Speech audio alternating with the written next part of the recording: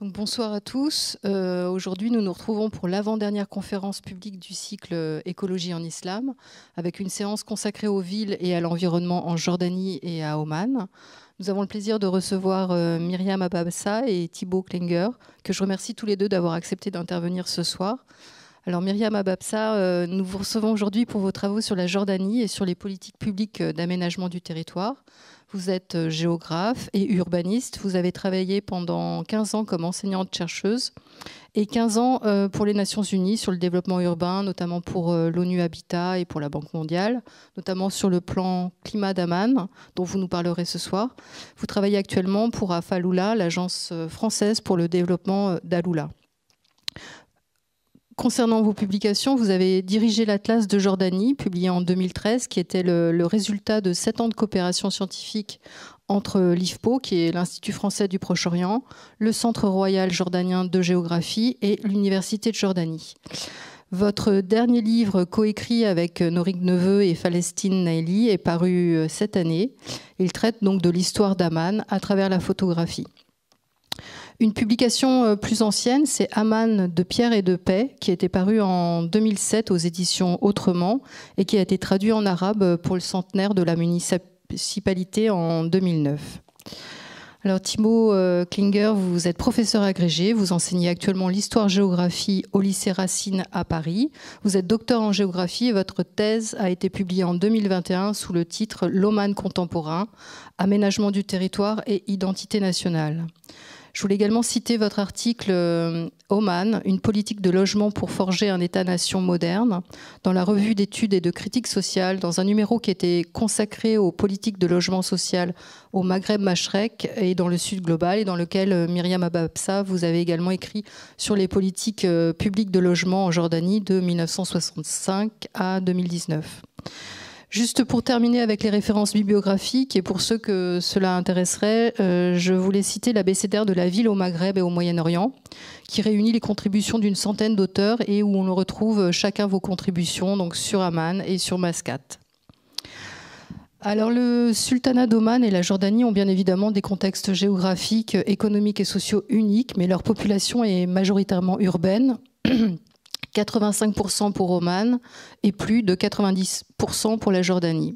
Donc il était intéressant dans le cadre de ce cycle d'interroger les défis, les politiques et les initiatives qui sont menées en matière d'urbanisme et d'environnement dans ces deux pays. Donc dans un premier temps, est-ce que tous les deux vous pouvez nous rappeler les grandes étapes de l'urbanisation ? On peut peut-être commencer par Amman, je me tourne vers vous.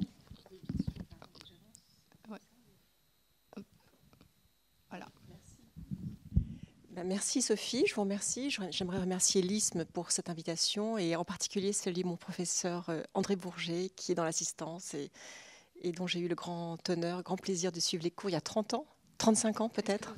Donc, voilà. Oui. Donc Amman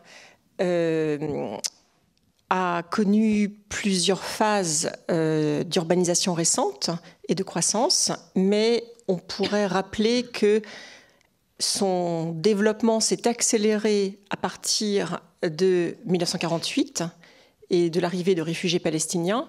Mais avant cela, il faut se souvenir tout de même qu'Amman compte aujourd'hui donc plus de 4 millions d'habitants, 4,3 millions d'habitants, au sein d'une agglomération d'environ 6 millions d'habitants, en comptant Roussaïfa et Zarqa, et que c'est une ville qui a la spécificité d'avoir accueilli des centaines de milliers de réfugiés, en particulier des réfugiés palestiniens, qui sont également citoyens. Donc c'est la spécificité de la Jordanie, qui est le seul État arabe qui ait donné la citoyenneté pleine et entière aux réfugiés palestiniens, à partir de 1954 en particulier. Il se trouve qu'à l'époque, la Jordanie occupait les deux rives, donc Cisjordanie et Jordanie actuelle. Bon. Avant cela, je vous ai présenté ici des photographies assez anciennes d'Amman, une sur la gauche de 1875 du Palestine Exploration Fund, qui montre les vestiges romains et grecs de la ville de Philadelphia, qui était donc le nom ancien d'Amman, qui était en fait restée plus ou moins inhabitée sous la période ottomane. La grande ville était Salt à juste 30 km à l'ouest, 10 000 habitants au moment où la photographie est prise, et qui n'était pas une ville complètement déserte parce qu'il y avait la rivière, comme vous voyez, le Seil Aman, qui coule là. Et il y avait même un nymphée, vous voyez, un temple romain. Vous avez un peu plus loin l'amphithéâtre. Et si on regarde bien sur la photographie, on voit même des tentes, on voit les campements en fait. Donc des tribus, des Beni Sacher. Vous aviez des Radouanes et des Beni Sacher sur le plateau. Il faut se souvenir en fait que la péninsule arabique, que cette partie de l'Arabie, du Levant, si vous voulez, a connu une phase de dépeuplement après les grandes conquêtes mongoles, les grandes invasions mongoles, donc 1250-1258, avec des villes détruites. Plusieurs phases également de recul du pouvoir politique. Et puis, même quand l'Empire ottoman a pris contrôle de la ville à partir de 1516, prise de Damas en 1516, ce sont des villes en Palestine qui étaient un peu plus grandes, qui ont reçu plus d'attention, Irbid dans le nord également et Salt. Amman renaît à partir de 1878 à l'installation de soldats de garnison du Caucase, donc des Circassiens, qui étaient donc des Européens musulmans qui avaient été chassés par les Russes, en fait, lors de plusieurs guerres, en particulier en 1864. 1864, c'est un moment où il y a eu près de 400 000 morts du Caucase. Donc le Caucase, on parle d'une région qui se trouve aujourd'hui à l'ouest de la Géorgie actuelle, donc vous voyez au nord de la mer Noire. Et nous avons donc, c'est important de le dire parce que jusque dans les années 20, la moitié de la population d'Amman étaient les descendants de ces familles du Caucase, qui étaient des artisans, qui étaient des militaires, qui emportaient, imaginez le chariot à roues. Il n'y avait pas de chariot à roues. C'est assez étonnant quand on dit ça, mais avant leur arrivée en 1878. Certains sont venus à pied, en fait, à pied. Bon, certains sont arrivés en bateau par Jaffa, mais d'autres sont arrivés à pied. Ce qui est intéressant, c'est que vous avez Amman est sur l'axe évidemment qui conduit au pèlerinage. Toute la Jordanie est structurée autour de Darb el-Hajj, donc la route du pèlerinage, et Amman se situe, j'en reparlerai, à la limite en fait de l'agriculture sèche. On est à la limite de ce qu'on appelle la Marmoura, la limite entre les zones sédentaires et les zones de parcours pastoral et de bédouins. Et donc la ville connaît plusieurs phases de développement. Une phase très importante, donc j'ai mentionné 1878, mais encore plus important 1903, qui est l'ouverture de la station de train du Hedjaz, qui donc relie Damas à Médine, qui avait été financée avec des technicités d'ingénierie allemande et du gouvernement de la Prusse à l'époque. Et on a donc cette voie ferrée qui amène en fait en 8 heures, qui vous relie à Damas en 8 heures. Donc Damas-Amman en 8 heures, et qui amène en fait des commerçants de Damas, des commerçants libanais, des entrepreneurs du bâtiment. Et on trouve ces familles encore aujourd'hui. Vous trouvez ces grandes familles qui ont construit la matérialité de la ville en fait. Et puis vous avez également, on n'y pense pas assez, mais des mouvements d'échange entre les villes et les villages de Palestine et l'autre rive. Donc il y avait vraiment, il faut toujours imaginer, donc on voit la rivière du Jourdain, il faut imaginer des jumelages entre les villes, entre Naplouse et Salt, entre Kirak et Hébron, et entre évidemment Amman, Jérusalem. Il y a un lien en fait ancien, et même du temps des Grecs en fait. Vous avez le palais de Herkel le Tobiade au sud d'Amman, qui était donc l'inspecteur de collecte des impôts pour les Grecs en fait, et qui avait son palais. Son palais, c'est un des plus beaux palais privés en fait du Moyen-Orient, en moins 300, mais bon, au sud d'Amman. Donc c'est quand même des vestiges magnifiques. Je vous ai mis à droite une troisième phase importante, qui est évidemment le moment où le mandat britannique se crée donc à partir de 1918, 1921, et la ville devient capitale en 1923.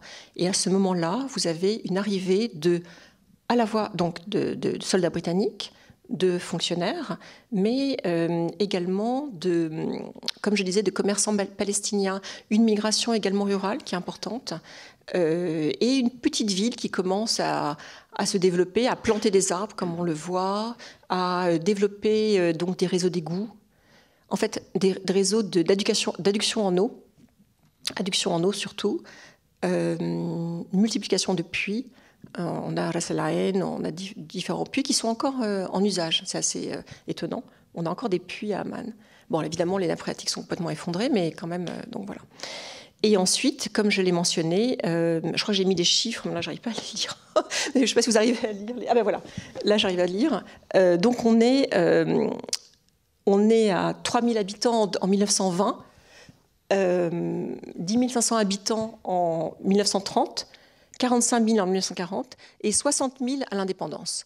Et en un an, donc à partir de mai 48, on a l'arrivée de réfugiés palestiniens, environ 40 000, qui ont été chassés donc après la Nakba, après donc la défaite lors des guerres israélo-arabes, la première guerre. On a 40 000 réfugiés qui arrivent, 2 camps qui sont créés à Wardat et à Jebel Hussein. On verra sur les cartes, et le développement donc d'une ville en deux tissus urbains. Une ville ouest avec de jolis townhouses, des maisons, des jardins sur des terrains de plus de 1000 mètres carrés, et une ville est sur des plots de 250 à 300 mètres carrés, de logements informels, avec très peu d'espace public, avec des problèmes de ventilation, des problèmes de manque de surface sur les toits, enfin voilà. Et donc aujourd'hui, il faut imaginer ensuite qu'en 1967, vous avez, après l'occupation de la Cisjordanie, l'arrivée cette fois de 300 000 réfugiés d'une fois. Donc la population double, de 300 000 à 600 000. Je ne sais pas si vous imaginez la logistique, ce que c'est que d'accueillir en moins d'un an le double de votre population, évidemment sous forme. Donc ils ont pu, ces habitants, je pourrais vous montrer, là, on verra un écart de morphologie, ils ont pu acheter des terrains de façon informelle à 1 dinar le mètre carré aux grandes tribus bédouines qui étaient là, en particulier parce qu'ils se sont installés sur les terrains de parcours pastoral où il n'y avait pas d'eau, où il n'y avait pas de puits, qui étaient donc sur des plateaux à l'est d'Amman. Donc à l'est également, des camps qui existaient déjà pour bénéficier des services de l'UNRWA. Et désormais, vous avez, comme je l'ai mentionné peut-être, à Amman, donc des citoyens, tout le monde est citoyen, mais parmi ces citoyens, à Amman, vous avez 1,1 million, donc 1 100 000 Jordaniens d'origine palestinienne qui bénéficient de l'école de l'UNRWA, des services médicaux gratuits de l'UNRWA, et qui permettent en fait de maintenir la formation d'élite intellectuelle, d'élite d'ingénieurs, tout comme cela a été le cas en Palestine. Donc il faut vraiment garder cela à l'esprit. Et nous avons en plus ensuite d'autres vagues d'arrivée de réfugiés. Donc j'ai dit 48, 67. 91, c'est un moment très particulier parce que cette fois, ce ne sont pas des réfugiés qui arrivent, c'est 300 000. Quand je dis ces chiffres, c'est complètement fou. 300 000 Jordaniens aisés, riches, qui ont été chassés du jour au lendemain, en moins de 2 mois, des pays du Golfe. C'est le moment où le roi Hussein avait décidé de soutenir Saddam Hussein quand il avait envahi le Koweït. Et ça, ce qui est intéressant, c'est que cette fois, ça a développé la partie ouest de la ville. Et on a eu beaucoup d'investissements immobiliers, tout le développement au-delà du 5e, 6e, 7e, 8e cercle. Si vous allez à Amman, il y a un grand axe est-ouest qui conduit donc vers des quartiers plus résidentiels. Donc voilà. Et la dernière phase, si vous me permettez, c'est l'arrivée de réfugiés syriens à partir de la guerre en 2011. Ils arrivent surtout en 2013. Il faut imaginer 1000 réfugiés par jour qui rentrent dans le pays. Et on a aujourd'hui 450 000 réfugiés enregistrés à l'UNRWA, au HCR, à Amman. Donc vous voyez, si on combine le tout, ça vous fait sur une population de 4,3 millions, plus de 1,5 million qui bénéficient directement de l'assistance des Nations Unies. Donc c'est quand même assez impressionnant. Et de l'autre côté, une ville d'expatriés dont les enfants font MIT, vont à Oxford, vont à la Sorbonne. Donc ça fait vraiment 2 mondes. On a 2 mondes très intéressants. Mais on aura l'occasion d'y revenir à la fin de la séance sur la densité de population. Alors pour Roman, est-ce que, même chose, quel a été le processus d'urbanisation en fait? Quel a été l'habitat jusqu'en 1970, jusqu'à l'arrivée au pouvoir du sultan Qaboos? Est-ce que vous pouvez nous expliquer, Thibaut Klinger, comment la politique de logement que le sultan a mise en place a façonné finalement l'aménagement du territoire ces 50 dernières années? Oui, alors je me suis permis de mettre, pour rappeler où était Oman tout de même, une carte, on ne sait jamais. Sultanat d'Oman, donc sur la péninsule arabique, qui fait partie des pays dits du Golfe, même si dans la pratique, à part l'enclave de Moussandam, ou l'exclave, comme on veut, n'est pas tellement sur le Golfe. Mais enfin, il fait partie du Conseil de coopération du Golfe et peut-être de cette identité religienne dont on parle. Je vous ai mis le drapeau actuel. Voilà, ici, juste une petite remarque avec cette carte ancienne pour marquer que autrefois, Oman était plus sur le golfe Persique puisque la dénomination Oman est un peu fluctuante. Si vous regardez les États de la Trêve et d'Oman, c'est en fait les Émirats arabes unis aujourd'hui. Cet État, d'ailleurs, ne s'est appelé Oman que depuis 1970. Avant, c'était le sultanat de Mascate et d'Oman. Donc, c'est juste pour faire remarquer qu'il y a eu des choses qui ont bougé. Et c'est à la fois, contrairement à d'autres États de la région, c'est à la fois une entité ancienne et qui a une conscience ancienne, une conscience nationale, on pourrait dire ancienne, et en même temps avec des choses pas si anciennes que ça. Et voilà. Après, je vous ai mis, parce que c'est important pour l'urbanisme, nous avons aujourd'hui un sultan. C'est ancien qu'il y ait un sultan, mais il y a eu aussi parfois un imam. On y reviendra à un moment ou à un autre. Le sultan actuel, Haitham, mais en réalité, il y a eu, on va surtout parler du sultan Qaboos, qui a régné presque 50 ans et qui a vraiment bouleversé le pays. J'ai mis aussi son père, le sultan Saïd, parce qu'à la fois, on l'a accusé, ça a été dans le discours habituel d'avoir été très fermé à la modernisation, de ne pas avoir utilisé l'argent du pétrole, un petit peu comme d'ailleurs il y a eu aux Émirats avant Cher Zayed. Et aujourd'hui, il y a au moins cet ouvrage d'Ouzirabi qui rééquilibre les choses. C'est aussi qu'il percevait peut-être certains dangers de la modernisation telle qu'elle a été mise en œuvre et il avait une certaine prudence. Et aujourd'hui, peut-être que d'ailleurs certains problèmes par rapport au développement durable peuvent rappeler certaines de ces angoisses. Ici, pour vous présenter tout de même Oman. En fait, Oman, la partie qui est occupée aujourd'hui, c'est vraiment la bande nord du sultanat. Historiquement, c'était au pied des monts Hajar et de Jabal al-Ardar. Et sinon, tout au sud, la partie du Dhofar. On va assez peu parler du Dhofar parce qu'il y a quand même des aspects assez particuliers. Et pour l'aspect urbain d'aujourd'hui, finalement, moins particulier, puisqu'on verra que c'est un urbanisme qui n'a pas tellement tenu compte des contraintes. Donc finalement, qu'on soit au Dhofar ou pas, ça ne changera pas grand-chose. Mais de fait, les exemples que je prendrai seront plutôt au nord. Du point de vue climatique, on est en climat désertique.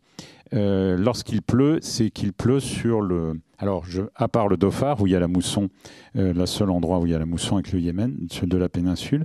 Et sinon, il peut pleuvoir sur les montagnes de l'Ardar, qui montent à 3000 mètres. Et donc, il y a de l'eau pour avoir de la végétation au pied, dans la plaine à côté, et même dans le désert, parce que l'eau peut s'écouler de manière souterraine et être ensuite alimentée des palmeraies.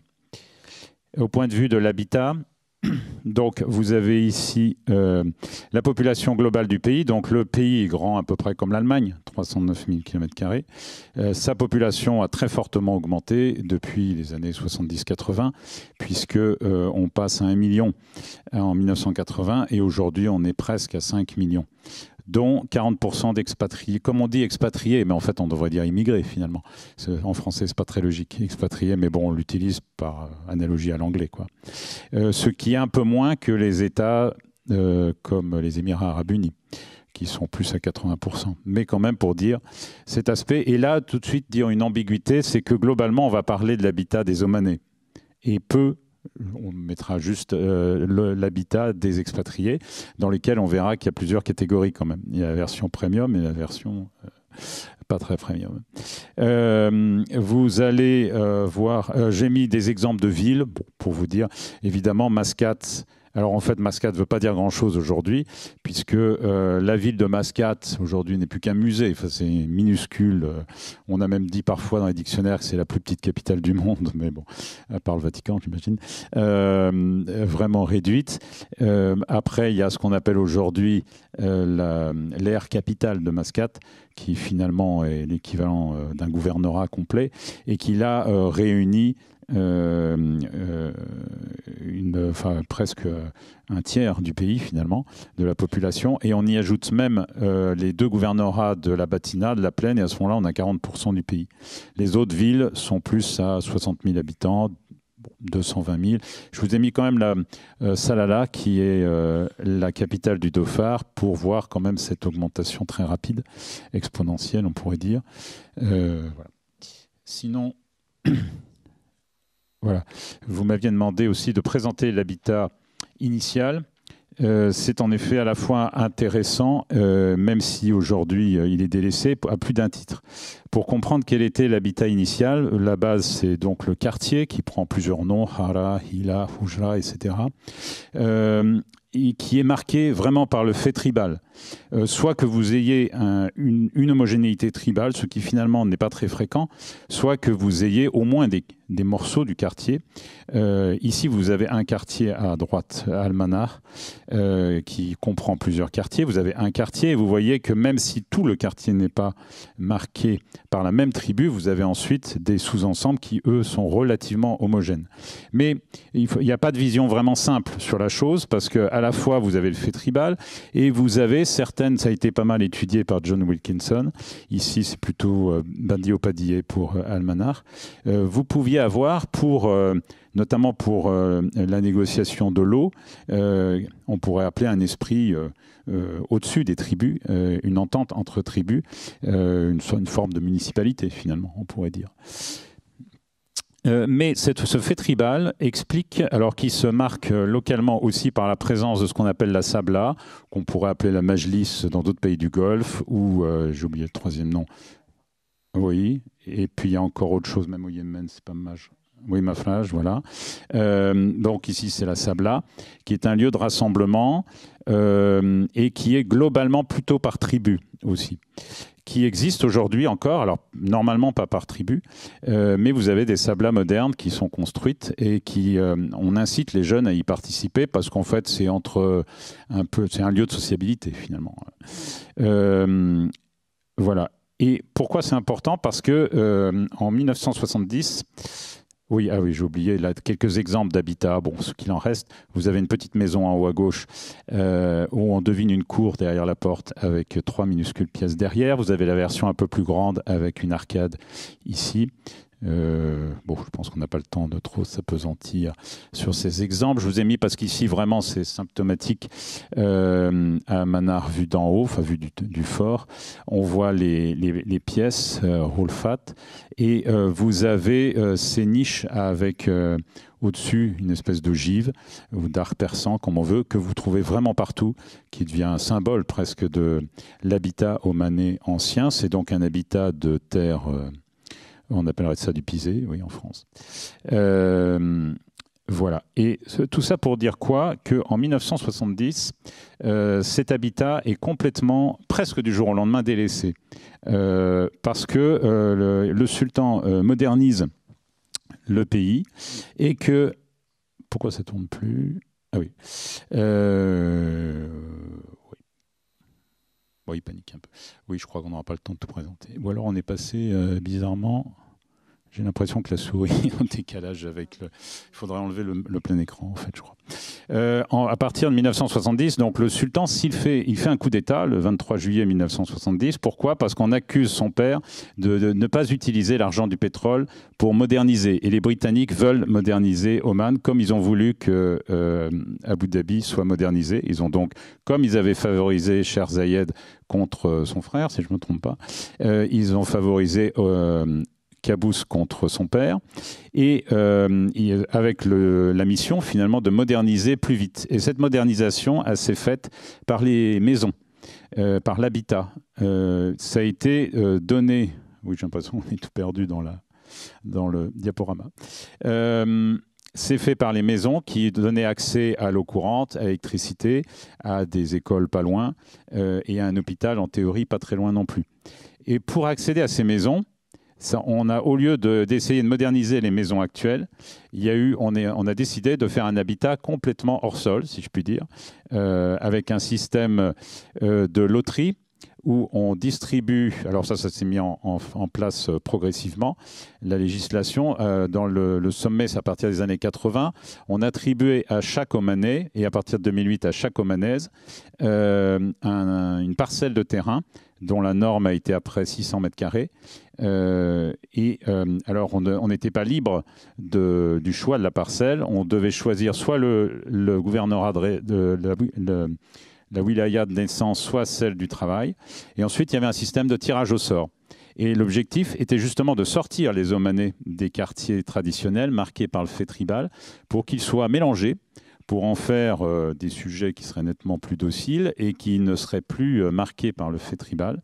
Et le tirage au sort était censé, voilà, c'est ce qu'on voit en bas, vous avez une boîte qui sert au tirage au sort. Alors ici, la seule photo que j'ai trouvée, c'est une boîte où le tirage au sort, visiblement, ne s'est pas bien passé.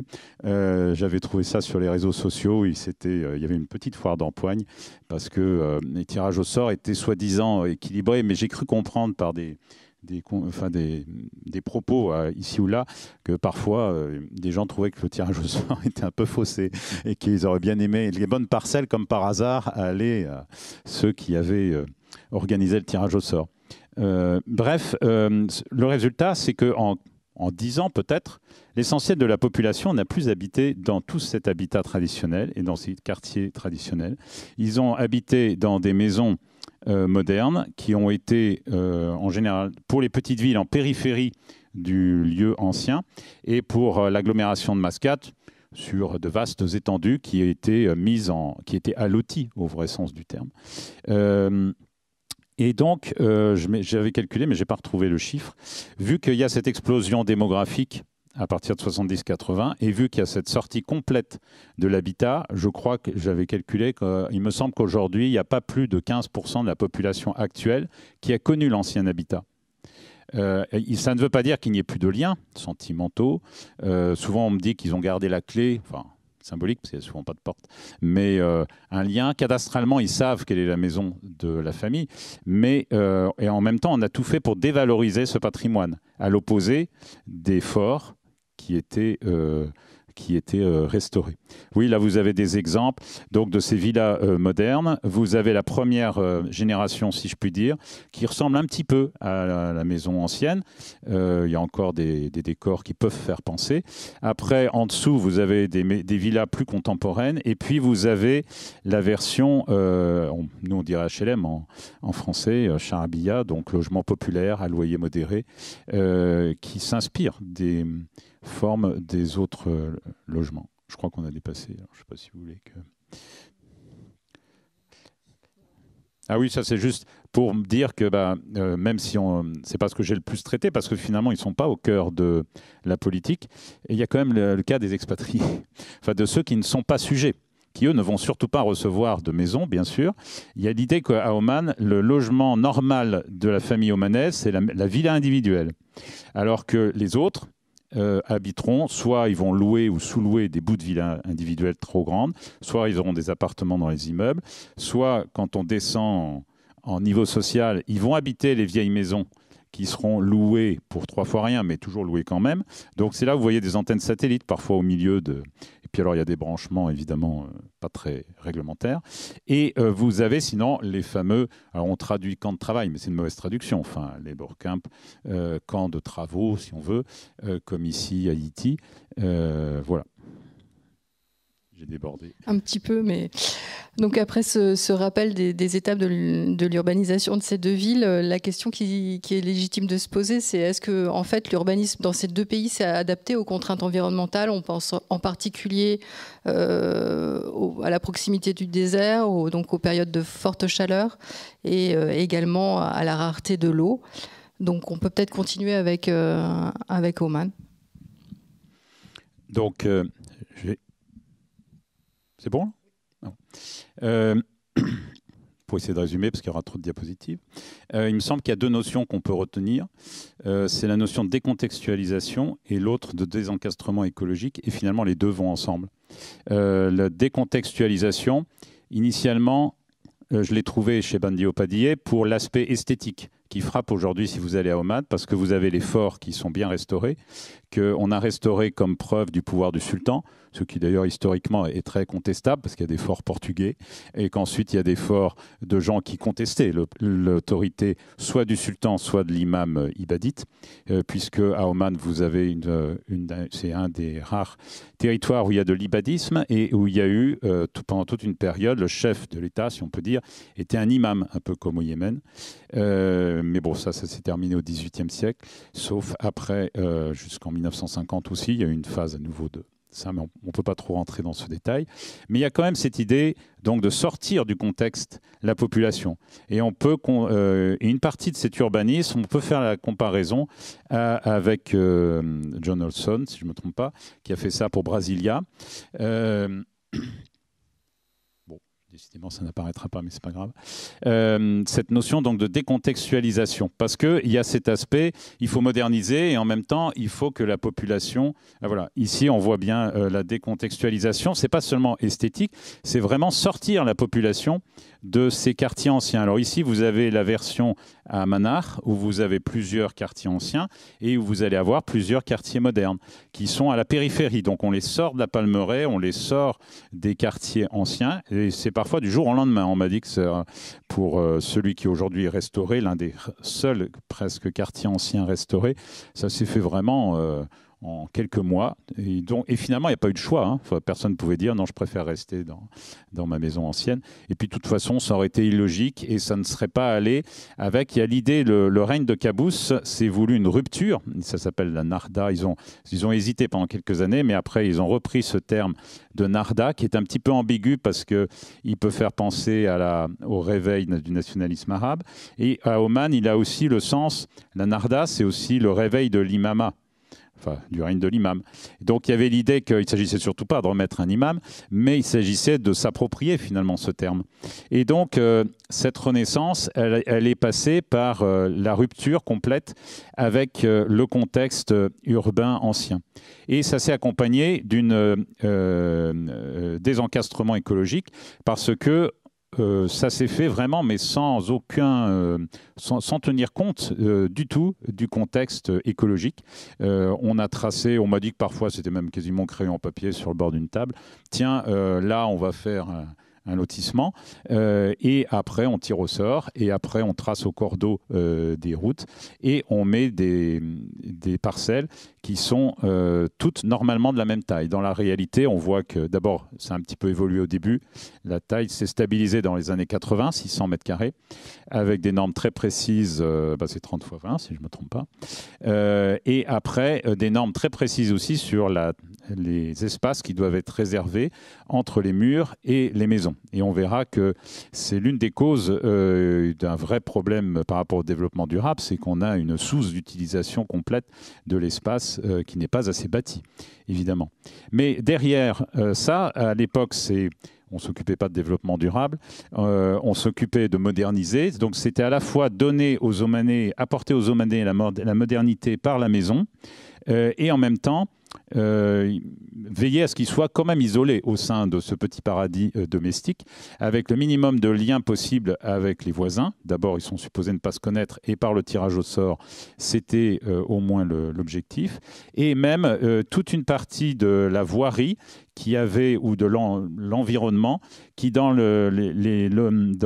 l'habitat ancien était un lieu de sociabilité. Donc comme ici, vous avez la Sika, cette espèce de petite ruelle où on pouvait avoir de l'ombre, discuter le soir à la fraîche, qui est devenu un lieu tout à fait inutilisable en plein soleil, en pleine chaleur, et que finalement personne n'utilise sauf pour entreposer des choses, parfois des choses de chantier.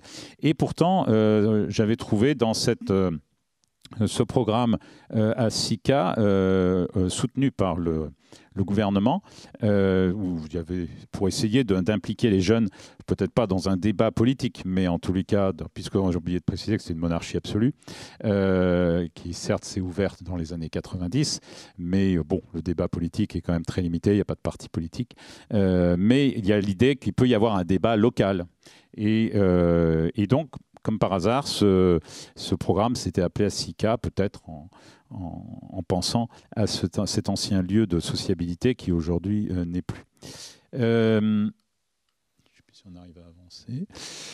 Oui, ben là donc, puisqu'on parlera tout à l'heure de l'environnement et de est-ce que ça respecte ou non, là on a un bel exemple entre l'habitat ancien qui était serré, qui s'arrange pour qu'il y ait des zones d'ombre, même si ici donc ça a été restauré. En fait, c'est plus habité, c'est pour ça qu'il n'y a personne. Mais il y avait des tas de lieux favorables, c'est plus le cas aujourd'hui.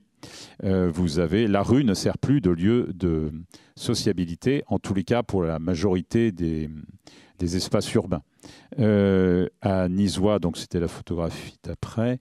Voilà, donc j'avais mis en parallèle. Vous aviez une thèse d'un Omanais sur l'habitat traditionnel et aujourd'hui. Il y a quand même ça se voit pas mal à Nisois. Plus on avance dans les années 90, en fait, la rue ne sert que pour la voiture.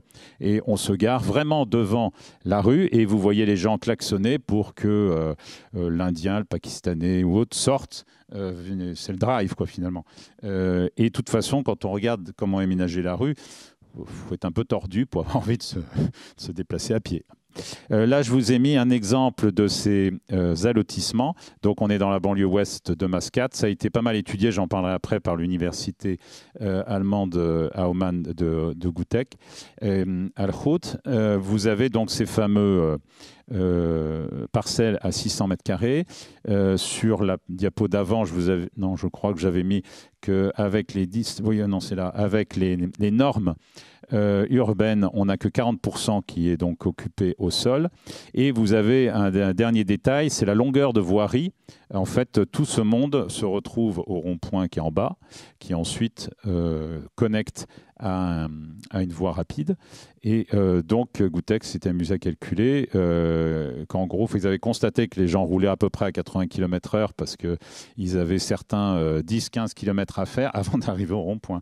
Donc la rue est vraiment pas faite pour qu'on marche à pied et soit un lieu de sociabilité. Donc c'est l'idée que cette urbanisation a servi, même si on ne le dira jamais comme ça bien sûr à Oman, mais a quand même servi à isoler les gens pour qu'ils soient plus sages entre guillemets, quitte à bien sûr qu'ils aillent à la mosquée, qu'ils aillent à la Sabla et qu'ils participent à des moments de sociabilité voulu et encadré par le pouvoir, mais on peut se demander, il n'y a pas vraiment de vie urbaine. Et ça, j'avais mis, mais bon, la diapo est passée, on ne va pas revenir, le diapo est un peu long. Ça a été étudié pour le Koweït City par Anne Nakib, qui a bien montré cette phase d'urbanisation du pétrole, oil urbanization, avec une forme de perte de vie urbaine.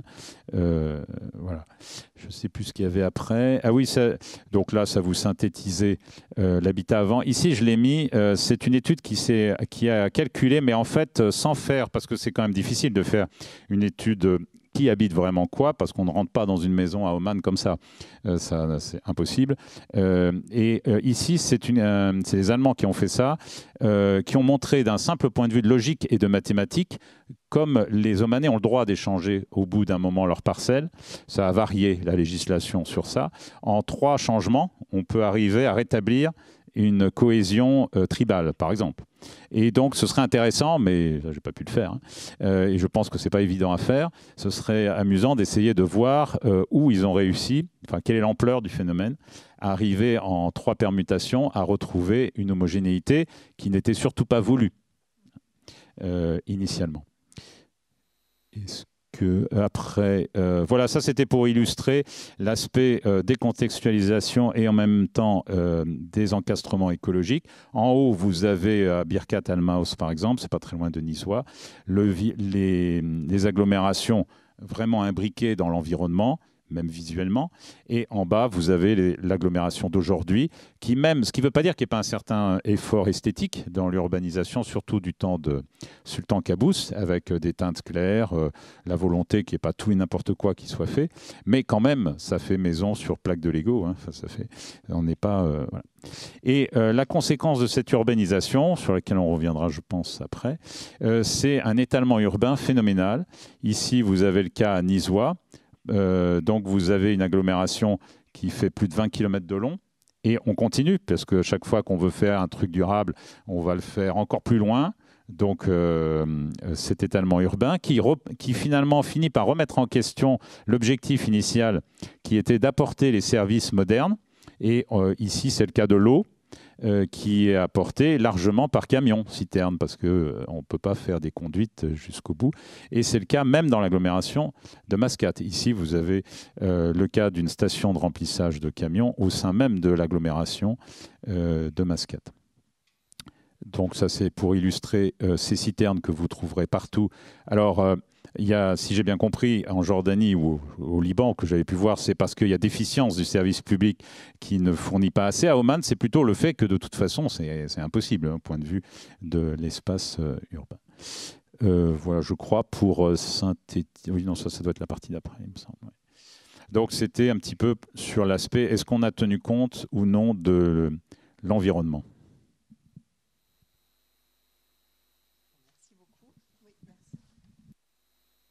Alors vraiment merci Thibault. Alors moi j'ai mis un peu moins de slides, hein. Je suis désolée. J'aurais dû échanger plus avec vous pour mettre des photos parce que... Oui, bon, écoutez, c'est pas... Si on veut laisser du temps aux questions du public, il va falloir qu'on accélère un petit peu. D'accord. Donc pour répondre à cette question sur l'eau et l'adduction en eau de la ville, déjà rappeler que comme je le mentionnais, on est donc dans un des pays qui est le plus aride au monde en fait en nombre de mètres cubes par habitant. On a globalement un besoin de, j'avais noté, globalement on a besoin pour le pays de 1,4 milliard de mètres cubes d'eau par an, mais le pays n'en reçoit qu'1 milliard, donc soit de précipitations, soit de... donc je vais venir en détail. On a 40% de l'eau qui arrive du Jourdain et du Yarmouk. Donc c'est un accord avec Israël depuis 1954, depuis les eaux du Jourdain qui sont déviées, j'y reviendrai. On a Israël qui donne donc depuis 1994, donc l'accord de paix de Wadi Araba, 50 millions de mètres cubes par an. Et il y a eu voilà, donc 50 millions et le contrat a été renouvelé avec possibilité d'augmenter ce volume. Je vais y revenir. Concrètement, nous sommes, donc, si j'ai mis ces cartes, donc ce sont des cartes que j'avais réalisées pour l'Atlas de Jordanie, qui visent à faire une corrélation entre les précipitations, donc les différentes isoyettes. Alors évidemment, ce sont des chiffres qui datent des années 80.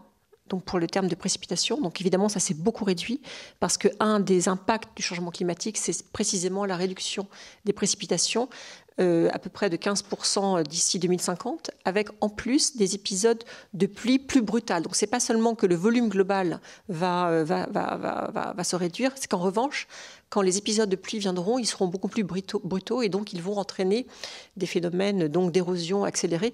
Pour vous donner une idée, cette année, donc on dit d'habitude que l'eau vient qu'on a une bonne période de pluie tous les 7 ans, mais en fait pas du tout. Cette année, il n'a pas plu avant le 20 février au Moyen-Orient. Et après, de grands épisodes de crues. Je ne sais pas si vous avez vu le 2 mai à Petra, peut-être vous avez vu sur les réseaux sociaux, donc des épisodes donc, de crues très rapides et qui pose problème en termes évidemment de réduction des risques naturels et des risques d'inondation. Mais j'aurai une carte sur ça.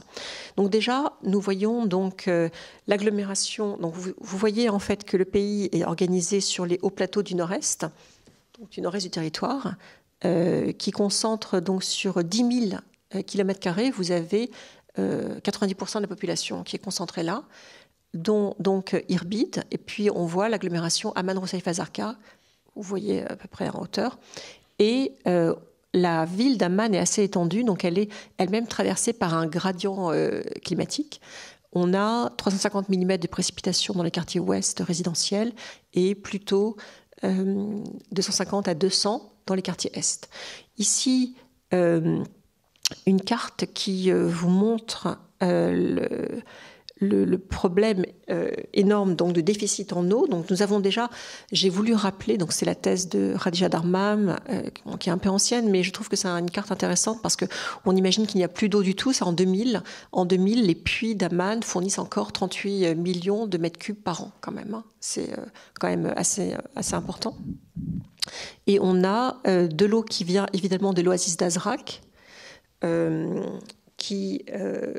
elle, donc c'est 54 millions de mètres cubes par an. On a à peu près la moitié qui est conduit vers Amman.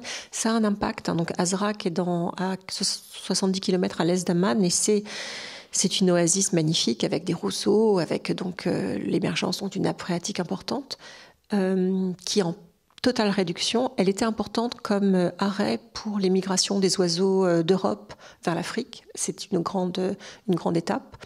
Elle est également connue, Azraq, pour la présence de Druzes et de Tchétchènes, donc installés dans la ville, qui font un fromage particulier, enfin bon, d'Azraq.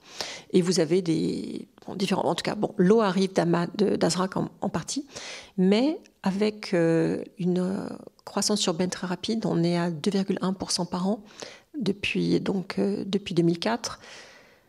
Alors, excusez-moi, depuis le dernier recensement de 2014, on est à 2,1%, mais avant cela, avec l'arrivée des réfugiés irakiens et syriens, on était monté à plus de 5% par an. Bon, c'est à cause des migrations forcées. Évidemment, il n'y a pas assez d'eau. Donc, pour vous donner une idée, donc j'ai mis un extrait. Le graphe qui est en haut, je vais vous le lire, provient de la stratégie de l'eau du ministère donc de l'eau et de l'irrigation de Jordanie. Donc, pour vous indiquer, nous sommes donc en 1946, la Jordanie disposait de 3600 mètres cubes par habitant et par an. Je rappelle qu'à ce moment-là, on était à moins de... La population entière du pays devait être à moins de 1 million d'habitants. Et là, donc le pays fait 11 millions d'habitants, avec une concentration de... Donc la moitié de la population à Amman, mais 80% évidemment des sociétés et des grandes sociétés qui sont là, et de tous les capitaux. Mais bon, on a ensuite une réduction. Aujourd'hui, en 2021, on est à 60 mètres cubes par personne et par an. Donc, concrètement, ça veut dire 160 litres d'eau par personne. Donc, je vais vous décrire concrètement ce dont on parle. Donc vous imaginez, je vous ai dit qu'il y avait une partie est et une partie ouest de la ville. Donc vous imaginez à peu près 1,5 million, 2 millions de personnes qui vivent dans les quartiers est, très denses, sur des immeubles de 4, 5, 6 étages, avec des toits très petits, parce que ce sont donc des toits terrasses qui doivent faire peut-être 300 mètres carrés, pas plus de 150 mètres carrés, mais pour tous les appartements qui se trouvent en dessous.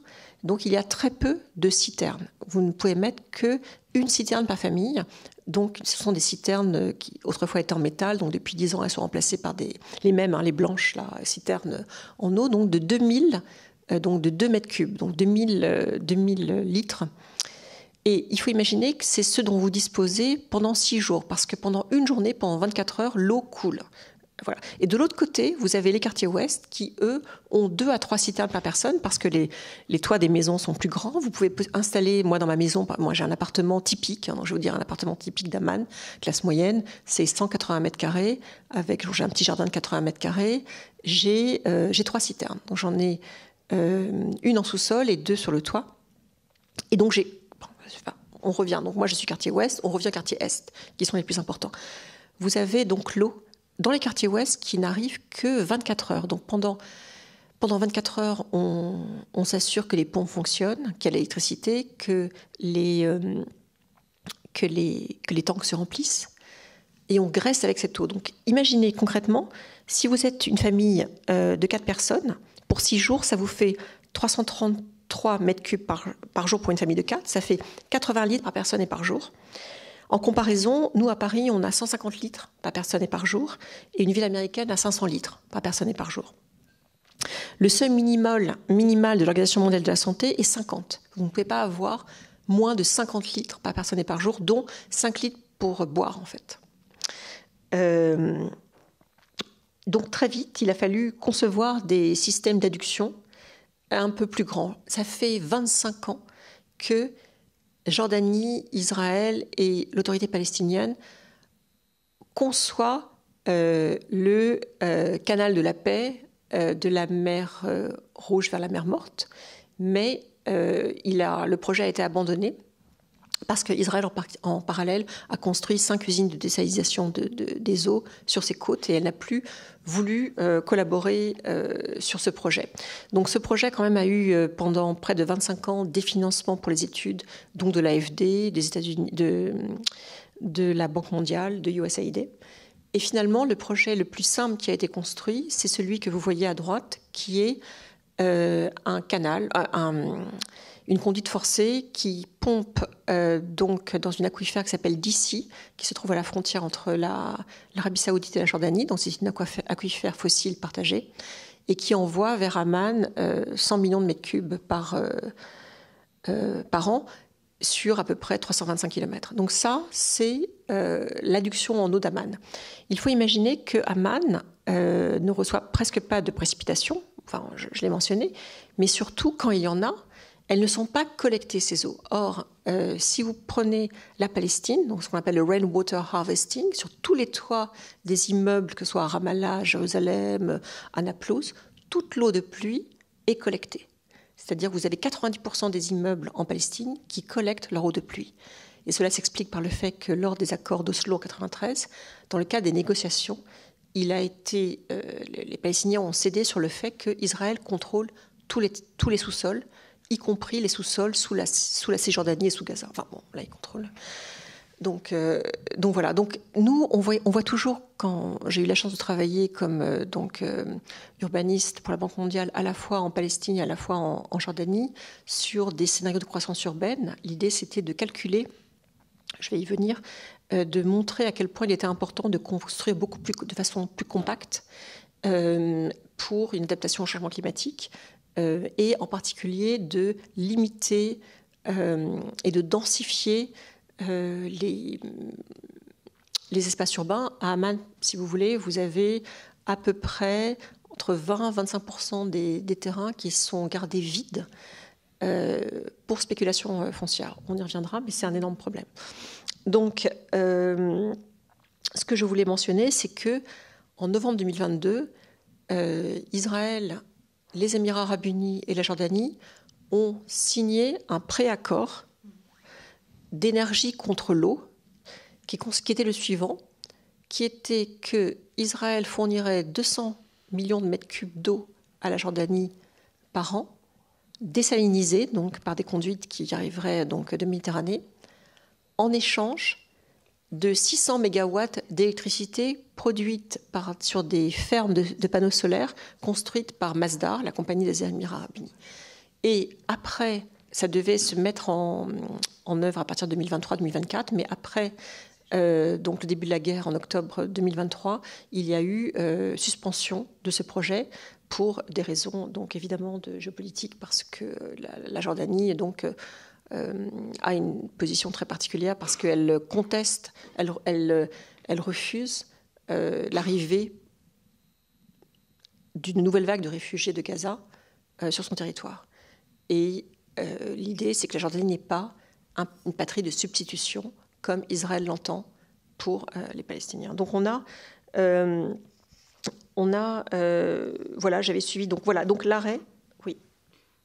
Et excusez-moi si je peux me permettre. Je vous en prie. Et il y a, en revanche, la dernière. Donc là, j'ai montré d'ici. Je vous ai parlé de l'accord qui n'a pas été fait, énergie contre eau. Mais cette année, là, 2025, va une conduite qui s'appelle le National Conveyor, qui a été financée donc dont par l'AFD, la France et la Banque mondiale, va permettre de conduire de l'eau. Donc cette fois, c'est 300 millions de mètres cubes pour un budget de 3 milliards de dollars sur une conduite de 450 km qui part d'Aqaba et qui conduit jusqu'à Amman. En revanche, c'est les brins, les eaux comment dire, en revanche, l'eau ne permettra pas d'alimenter la mer Morte. Donc en fait, c'est une version allégée du projet de Red Dead, qui ne permet pas de lutter contre l'assèchement de la mer Morte. Donc en fait, la mer Morte est en train donc ça aura des conséquences aussi sur les sinkholes et les fondements. Donc je regrette de ne pas vous avoir mis de photographie, mais j'ai, si vous permettez, ou je la montre après, peut-être cette carte, si vous passez à l'image d'après, ou là je la commente, quand on parlera de l'énergie peut-être. En fait, on a vu les contraintes environnementales, la rareté des ressources, et la question qu'on pouvait se poser, c'est est-ce qu'il y a des politiques et des stratégies gouvernementales qui ont pu être mises en place, notamment pour protéger l'environnement, mais tout en répondant aux besoins des habitants dans ces deux villes. Et comme je disais dans l'introduction, vous avez travaillé sur le plan climat, et donc pour la Banque mondiale. Donc peut-être que... Ou peut-être que c'est à vous, Thibault. Je sais plus. Enfin, moi, je voulais vous montrer cette carte. Je voulais vous montrer cette carte pour donc, plusieurs cartes. Donc, celle-ci montre l'élévation des températures de surface à Amman aujourd'hui. Et comme vous le voyez dans le quartier Est, donc si j'arrive à lire, je me souviens qu'en marron, on est autour de 56 degrés. 56 degrés. Donc là, on parle des températures de surface. Donc pas de l'air, d'accord.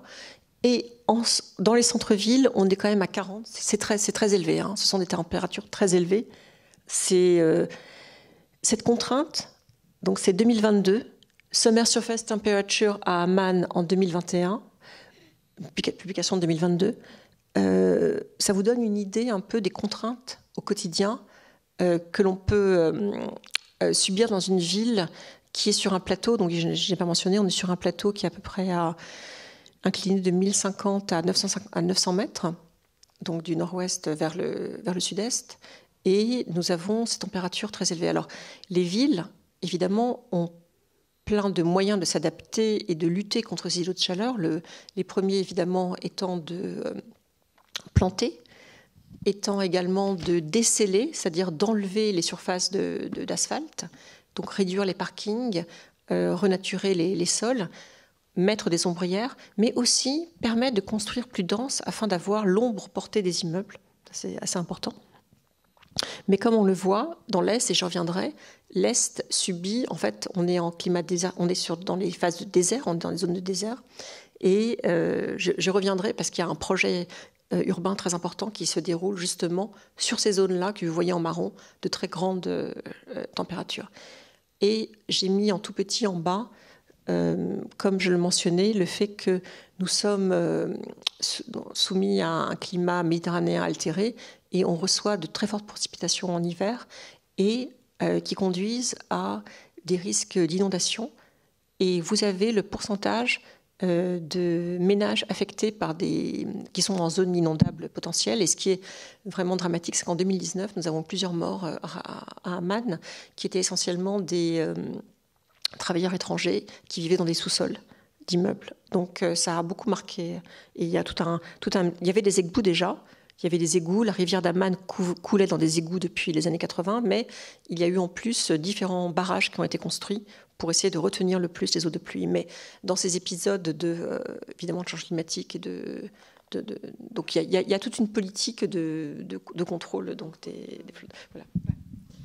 Donc ça c'était pour Amman. Pour Oman, on parle de reconsidérer les modes de développement sous l'angle de leur impact environnemental, mais en même temps, on nous parle de replacer en fait l'intérêt pour la conservation de l'environnement au sein d'une perspective de développement économique et social. Et le sultanat d'Oman a lancé une stratégie nationale de développement à long terme qui est appelée Oman Vision 2040, avec pour objectif de transformer en fait l'économie du pays et de diversifier ses sources de revenus au-delà du pétrole. Donc avec un plan qui serait basé sur un développement durable et une meilleure qualité de vie pour ses citoyens. Donc quels sont les objectifs en fait en matière d'environnement et de durabilité du plan Vision 2040 ? Avant de répondre à la question, il me semble qu'il ne faut pas oublier la nature politique de ces États. Ce sont des monarchies absolues. Ce qui veut dire à la fois qu'elles vont s'abriter derrière la figure soit du fondateur ici, Cheikh Zayed, ça a été dans le cas des Émirats, Sultan Qaboos en bas à droite, qui étaient des personnes qui ont développé l'image en partie vrai, bien sûr, de gens proches de la nature, qui aimaient la nature, qui étaient sensibles à l'environnement et qui ont créé assez vite des institutions, des ministères de l'environnement, etc., qui ont préservé certaines espèces, ont interdit certains types de chasse. Et donc, ça a permis longtemps de dire, voyez, nous, on est sensible à la nature, et donc ça a permis de cacher en fait tout le reste, enfin de verdir avant l'heure, puisqu'on ne parlait pas encore de développement durable, les politiques. Ceci pour dire que ça n'a pas complètement perdu l'habitude. Et vous avez ce livre de Gökçe Günel qui étudie donc Masdar. Donc c'était pas Oman, mais on retrouve la même idée, et avec un universitaire qui lui avait dit que pour résoudre le problème du développement durable, enfin c'est un peu excessif, mais il faudra déjà commencer par arrêter de dire nous, on aime le développement durable parce que le fondateur aimait verdir le désert, etc. Parce qu'en réalité, la plupart de cette conception n'était pas du tout durable. Et puis, ça permet aussi de se focaliser sur l'environnement et d'oublier tout ce qui peut être social et politique dans le développement durable. Ici, j'ai mis, même si, bon, il faut aller vite, pour rappeler, il y a eu des articles ici de deux Allemands, Veronika Cummings et Aurel von Richthofen, sur la notion de développement urbain, développement durable dans la région du Golfe. Rappelons que c'était d'abord une notion, on pourrait qualifier de néocoloniale, enfin qui n'est pas du lieu, en tout cas, qui a une vision très réduite de ce que le rapport Brundtland avait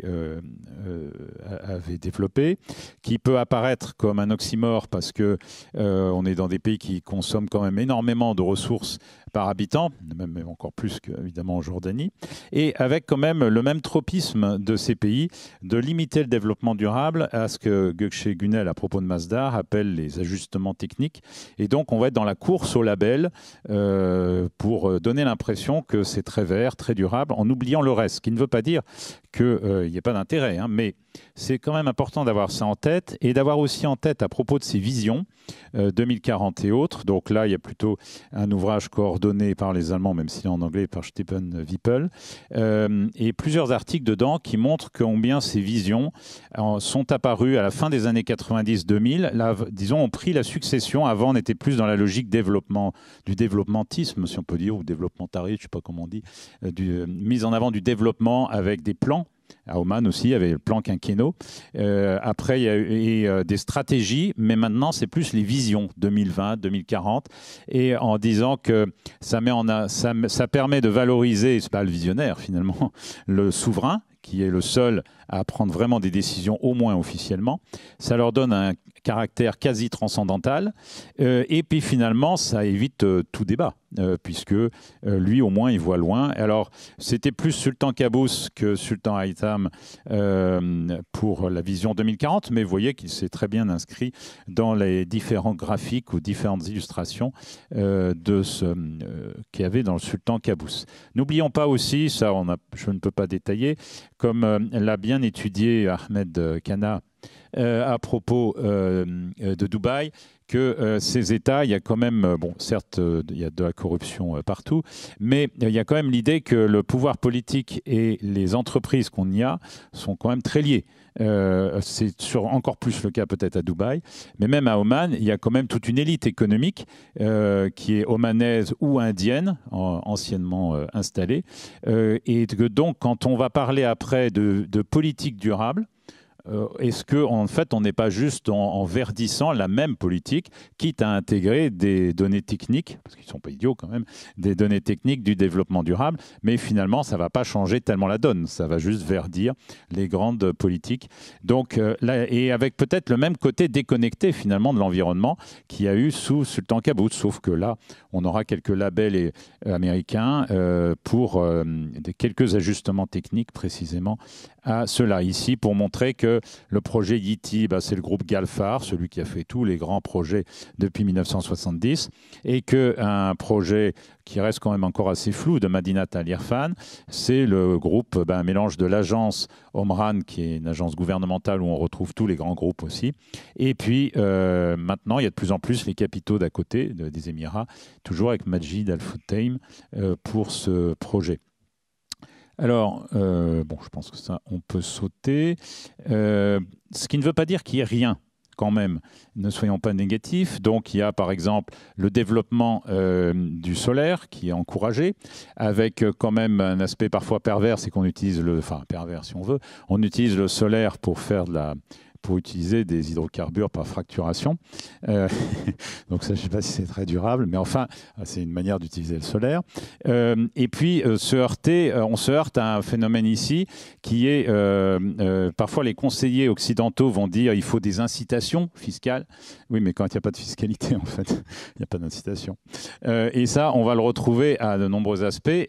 Comme il n'y a quasiment pas de fiscalité pour les omanais, en tous les cas pour les omanais privés, il y a des tas de distorsions. Donc, par exemple, pourquoi économiser l'électricité puisqu'elle n'est pas chère? Pourquoi économiser l'essence puisqu'il n'est pas cher? Certes, il a un petit peu augmenté, mais pour éviter les troubles, on subventionne les premiers litres, si je puis dire. Donc, on continue à faire tourner le moteur pendant qu'on fait les courses, parce que sinon la voiture est trop chaude quand on revient. Donc, il faut quand même avoir en tête ces aspects. Et encore une fois, il y a des efforts. Ici, on développe des plans pour développer les transports publics, pour essayer qu'il n'y ait pas la voiture pour tout le monde, puisqu'il y a une moyenne de 3-4 voitures par foyer, omanais, bien sûr. Les transports publics, ce sont pour les expatriés. Donc, soit il y a les bus, que je n'ai même pas mis là, qui ne sont pas climatisés pour ceux qui vont des campements de travail. Mais il y a eu tout le développement récent, depuis maintenant plusieurs années, de lignes de bus régulières, Mouassalat, y compris avec des bus électriques. Il y a un projet de métro. Mais le problème est de savoir s'il y a vraiment les omanais dedans. Il me semble que pour parler de ces stratégies du développement durable à Oman, des efforts qui sont réellement faits, on ne peut pas ne pas mentionner cette université allemande et omanaise, université privée, qui envoie des universitaires principalement de l'université d'Aix-la-Chapelle, et où il y a beaucoup d'architectes, de gens qui viennent, et puis peut-être plus sérieusement que Sorbonne Abu Dhabi, je ne sais pas, mais je crois qu'ils y restent et qu'ils ont des vrais projets avec Sultan Qaboos Université. Et d'ailleurs, ces projets, il y a vraiment là pour le coup la volonté de former des architectes et des gens locaux, alors que finalement, ça avait été étudié par Naïma Benkari. La plupart des architectes de l'urbanisme omanais sont des architectes étrangers ou alors ont été formés aux Émirats, donc n'ont pas vraiment de lien avec Oman. Et ici, il y a la volonté... Il y a encore plein de cabinets étrangers. Mais et justement, ça a été intégré après dans la vision 2040 et surtout dans ce qu'on appelle l'ONSS, c'est-à-dire la stratégie omanaise pour appliquer la vision 2040. Un certain nombre d'études de cette université sont reprises, au moins sur le papier, pour dire qu'il faut densifier, qu'il faut de l'ombre, qu'il faut ceci ou cela. Voilà. Ah zut, ça c'était à ne pas faire, on dirait, mais j'arrive pas à voir en bas. Voilà, donc il y a eu des efforts. Par exemple, cette université a travaillé, il y a eu un concours organisé par le gouvernement pour essayer de concevoir des maisons qui seraient un petit peu plus écologiques, puisque la maison omanaise typique n'est pas isolée, c'est du béton, elle est invivable s'il n'y a pas la climatisation, donc elle consomme de l'électricité, la consommation augmente. Cette électricité est à 90%, je crois, ou 85% faite par du gaz qu'on brûle. Et donc déjà, essayer, en s'inspirant peut-être de certaines méthodes locales, avec le pisé, qui est un très bon isolant, eh bien, ils ont proposé une maison qui a des caractéristiques, bon, on n'a peut-être pas le temps de les détailler, non, je ne sais plus, on ne voit plus la diapo, où il y avait... donc ils avaient prévu un isolant, de l'air qui sert d'isolant, et que du coup on ait moins besoin de climatiser. Bien sûr, il faudra toujours un petit peu climatiser, mais par exemple une climatisation avec circulation d'eau, j'ai oublié le nom de... C'est pas hydroponique, mais c'est vous faites circuler de l'eau froide au lieu de faire circuler un produit réfrigérant, et ça refroidit un peu moins, mais ça consomme aussi beaucoup moins. Sauf qu'à la fin de cette étude, l'université conclut, mais en l'état des choses, la maison n'est pas viable au sens économiquement, puisque pourquoi se fatiguer à faire ça, puisque l'électricité ne coûte pas cher. Donc ça veut dire revenir à un prix du marché d'électricité, et c'est affronter aussi, parce que c'est tout le problème, qu'est-ce qu'on fait de tous ceux qui ont la maison qui va avoir besoin de beaucoup d'électricité. Et c'est pour ça qu'il y a un côté parfois aussi un petit peu illusoire dans ces politiques, c'est qu'on va développer, bon, un petit peu comme les écoquartiers chez nous, mais on va développer, ils vont dire qu'ils développent des villes durables, mais qu'est-ce qu'on fait de tous ceux à qui on a donné une maison depuis 70-80, qui vont avoir une maison qui donc du coup ne vaut pas grand-chose. Donc finalement, là, il y a un vrai problème à venir. Je ne sais pas si je dois arrêter. J'ai oublié de calculer du coup. On peut juste dire, nous, il y a des efforts pour aussi avec les wadis, comme alors on n'est pas dans la même. Ils meurent pas en étant dans les. Mais quand il y a des cyclones, il y en a quelques-uns en 2007, Gonou, et il y en a eu un autre récemment. Évidemment, c'est pire que la grosse chasse d'eau dans ces wadis. Et là, pour le coup, il n'y a pas vraiment eu. On n'a pas prévu l'adduction. Enfin, on n'a pas prévu les évacuations d'eau à Oman. Et donc, quand il pleut, parfois, oui, c'est assez problématique. Oui, en fait, la ville qui semble concentrer vraiment tous les problèmes liés au réchauffement climatique semble devenir un laboratoire, en fait, comme un lieu d'innovation, enfin, face au changement climatique, mais sur le papier, quoi. Je crois qu'on a de moins en moins... Ouais, on n'a plus beaucoup de temps. Ouais. Juste, ouais, sur le plan. Sur le plan climat ? Oui, j'ai pas présenté oui. En fait le plan climat. C'était maintenant. Pardon ? Ok. C'est maintenant ? Oui. Ça tombe bien. Alors, je vous ai mis une carte que j'ai réalisée à partir de données du recensement de 2015 et ensuite... oui, donc c'est juste le recensement de 2015. J'ai eu accès au recensement à l'échelle, donc c'est à l'échelle des quartiers, dans le cadre du travail que j'avais fait pour la banque. Et ce que j'ai fait, c'est que j'ai produit une carte qui vous présente. Donc, en rouge, vous avez le nombre de chauffe-eau solaires sur le total des logements habités. Et comme vous le voyez, qui a pu installer des panneaux solaires pour chauffer son eau domestique ? Que les quartiers ouest. Vous le voyez, à la fois donc en rouge foncé, on est au-delà de 50% des quartiers, et en jaune, vous êtes à moins de 11%. Et la contrainte, comme je l'ai mentionné avant, c'est la taille même, c'est la morphologie urbaine, c'est le fait que sur les toits, vous n'avez pas la place pour installer à la fois les citernes et les panneaux solaires. Donc ça, c'est une première contrainte dans l'adaptation donc à la consommation d'énergie et au changement climatique. Mais je voulais montrer cette carte parce qu'elle vous montre en filigrane également les disparités sociales entre l'Est et l'Ouest d'Amman. Là, vous voyez les gros cercles bleus, par exemple, c'est l'endroit de concentration des différentes ambassades, des différentes grandes écoles. Complètement en rouge, en haut, au nord-ouest, vous avez les quartiers les plus huppés de la ville. L'ambassade américaine à Abdoun, un peu au sud. Donc je voulais juste présenter mais la prochaine fois je mettrai des photos sur le côté. Et ensuite, si je passe à la stratégie, donc c'est le deuxième slide après. Oui, celle-ci. Donc Amman est la première ville arabe qui ait développé un plan climat. Donc ce plan a été réalisé avec la municipalité d'Amman et des experts de la Banque mondiale, dont j'ai eu la chance de faire partie. Moi, j'ai collecté surtout des données, différentes données pour alimenter le logiciel qui s'appelait Curb, maintenant qui a changé, le logiciel de la Banque mondiale sur la modélisation du changement et de la consommation d'énergie et des émissions de gaz à effet de serre. Et ce que je voulais montrer, c'était les piliers d'intervention.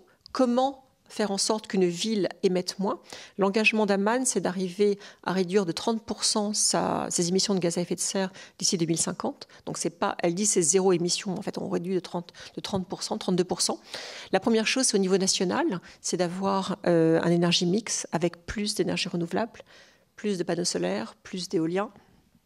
Deuxièmement, c'est évidemment de mettre des normes à la construction, au green building.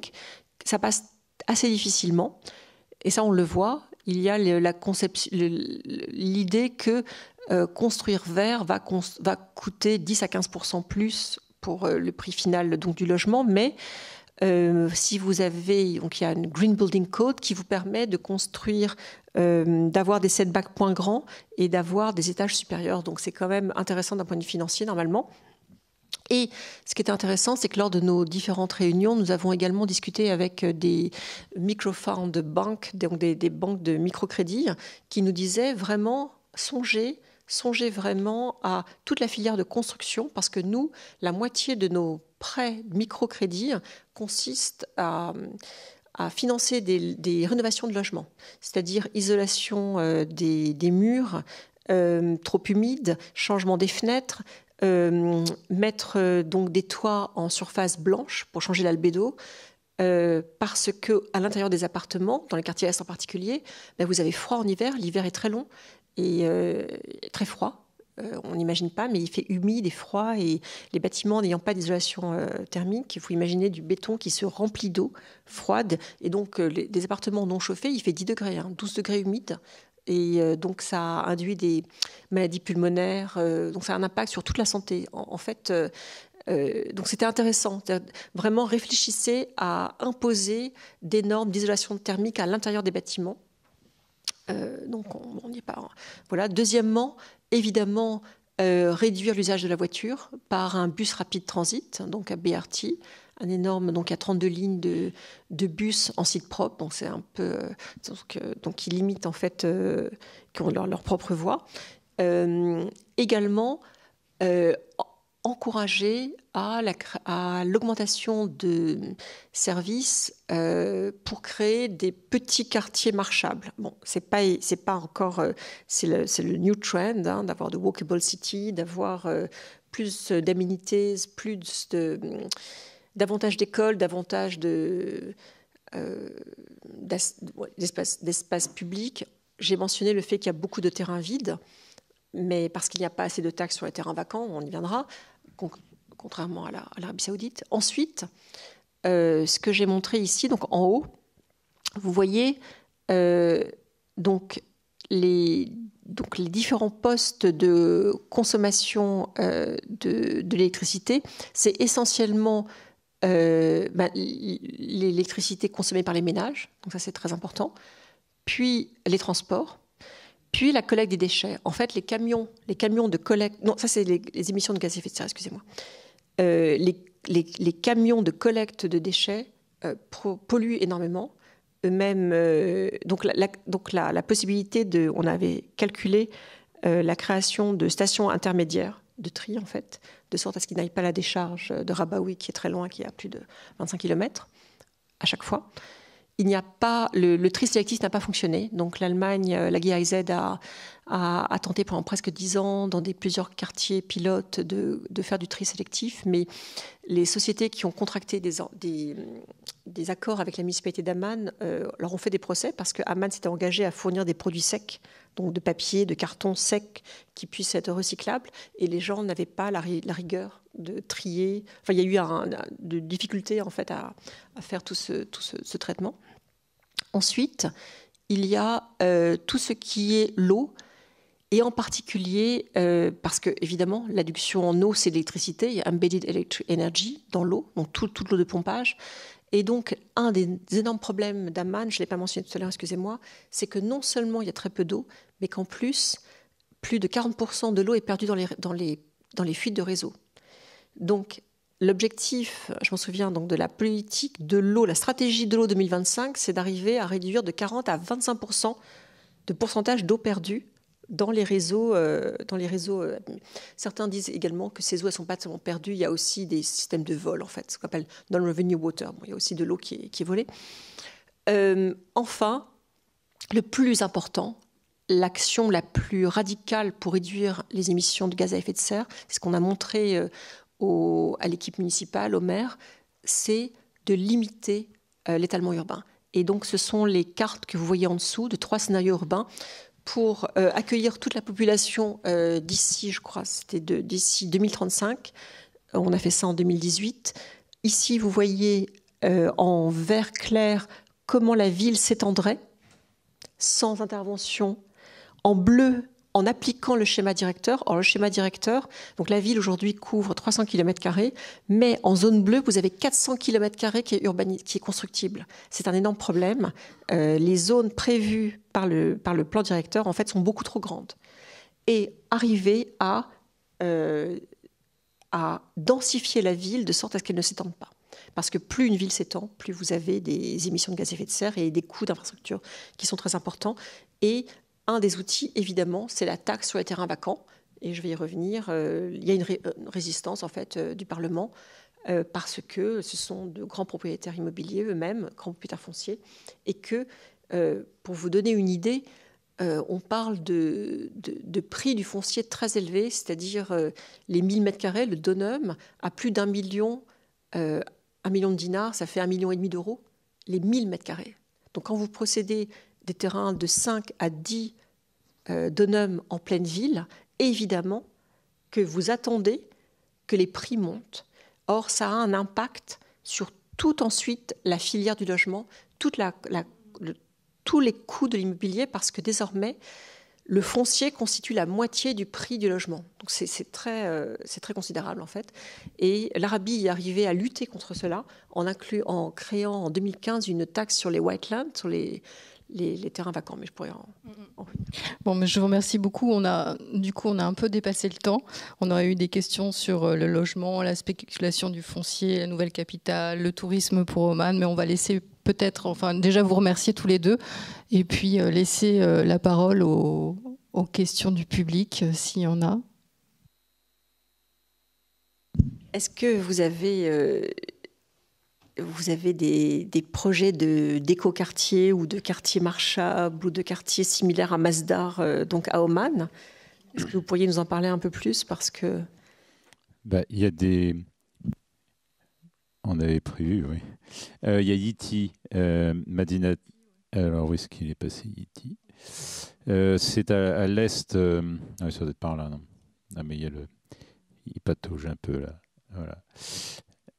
En fait, il y a une ambiguïté aussi pour pouvoir répondre à la question. Oui, il y a des projets.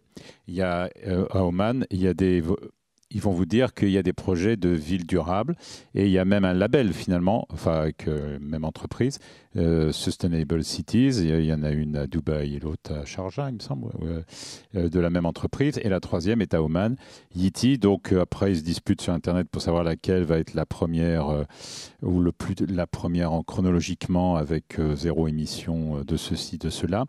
Là où il y a une ambiguïté à Oman, c'est que je crois que c'est pareil d'ailleurs aux Émirats, mais l'ambiguïté est plus forte à Oman parce qu'aux Émirats, de toute façon, vu que vous avez 80-90% de la population qui n'est pas des citoyens, finalement, il n'y a plus d'ambiguïté.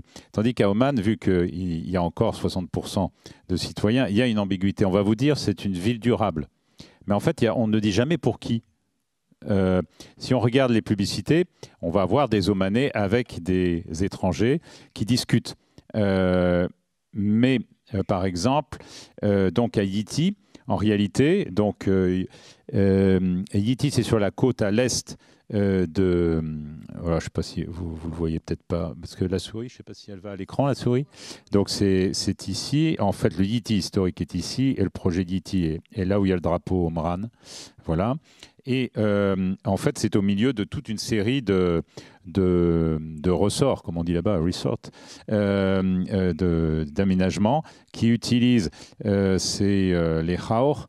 Donc, on dit parfois des fjords, même si ce n'est pas à l'origine glaciaire, bien sûr, et parce que le décor est magnifique. Donc, pour des promoteurs, c'est parfait. En plus, comme c'est morcelé, vous pouvez aménager tout le bord, et puis ça vous fait une unité.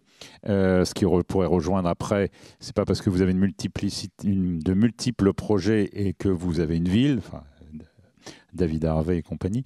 Et donc, vous avez en effet ce projet qui est ancien, puisqu'on trouve les premiers vers 2004, les premiers projets pour Yiti, simplement avec une entreprise des Émirats, une entreprise libanaise. Ça a été arrêté à cause de la crise 2008.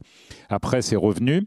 Il y a eu plusieurs projets, et maintenant, le projet qui est sérieusement avancé tout de même, donc c'est ce promoteur. Vous avez le showroom ici à Mascate de cette donc Sustainable City Mascate, qui doit aménager tout ça. Mais on ne dit pas est-ce que finalement... Ah oui, l'ambiguïté, elle est que ça fait partie de ce qu'on appelle les Integrated Tourist Complex, c'est-à-dire les seuls endroits où les étrangers ont le droit d'acheter un appartement, ou éventuellement des maisons d'ailleurs aussi. Et donc, est-ce qu'on est vraiment dans la ville durable ou est-ce qu'on est dans la marina, enfin dans le complexe touristique pour attirer des étrangers comme aux Émirats finalement, comme Palm Jumeirah et compagnie. Qu'est-ce qui sera durable? C'est que oui, on aura des labels techniques. Vous allez réutiliser l'eau, vous allez ceci. Ils feront même un effort social. Ils adorent expliquer qu'à l'entrée, il y a un institut pour les autistes, qu'à côté, il y a un centre équestre et que donc les petits autistes pourront aller caresser les chevaux. C'est très émouvant. Et puis, oui, pourquoi pas. Mais en fait, est-ce que c'est vraiment une ville? Quelle est la gouvernance aussi de ces lieux? Ça, la question n'est jamais posée. En fait, la gouvernance, c'est une gouvernance d'entreprise. Il n'y a pas un conseil municipal. Alors, il ne faut pas rêver, à Oman, il n'y a pas de conseil municipal. La municipalité, c'est en fait une administration de l'État, évidemment. Mais malgré tout, il y a quand même... Voilà. Là, on est vraiment dans l'entreprise, donc on est dans le néolibéralisme le plus pur. Donc, ils adorent dire une communauté vibrante, enfin community là qu'ils utilisent en anglo-saxon, mais on ne sait pas très bien est-ce que donc tout cet aspect de la ville durable, on est plus dans le grand projet technique avec des labels qui peuvent être assez plus ou moins réussis esthétiquement. Pour ça, on a utilisé un lieu dont on a évincé les pêcheurs. Alors bon, évidemment, on peut dire, est-ce qu'on n'aménage pas un lieu parce qu'il y a 100 pêcheurs? Bon, certes. Alors, à Oman, on fait quand même bien les choses. Ils ont été relogés.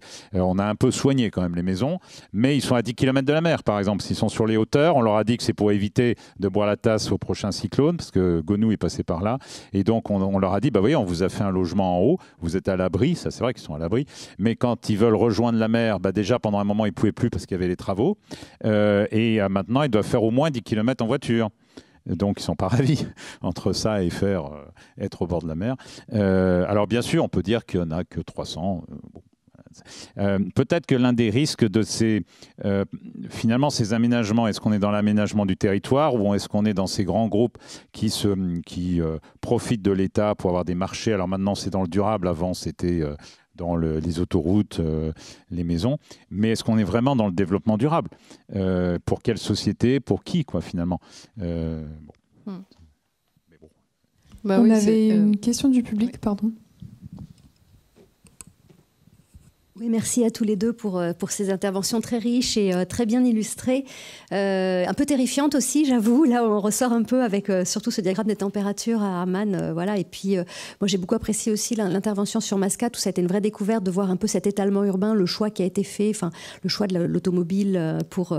voilà, j'ai retenu 20 km de voirie pour 1 mètre carré d'habitat. C'est assez terrifiant. J'avais une question sur les labels de développement durable, mais vous y avez en partie répondu. Et en fait, j'aurais une autre question sur la question de l'acceptation de la société civile. Alors, est-ce que c'est un sujet qui surgit quand même dans le peu d'organisations citoyennes, que ce soit en Jordanie ou en Oman. Alors bon, en Oman, je suppose, ce que vous m'avez dit finalement à propos de l'absence de conseil municipal, même pour la capitale Mascate, je crois que vous avez en partie répondu. Mais est-ce que cette question de l'élévation des températures, du manque d'eau, fait partie de revendications citoyennes, alors peut-être pour la Jordanie?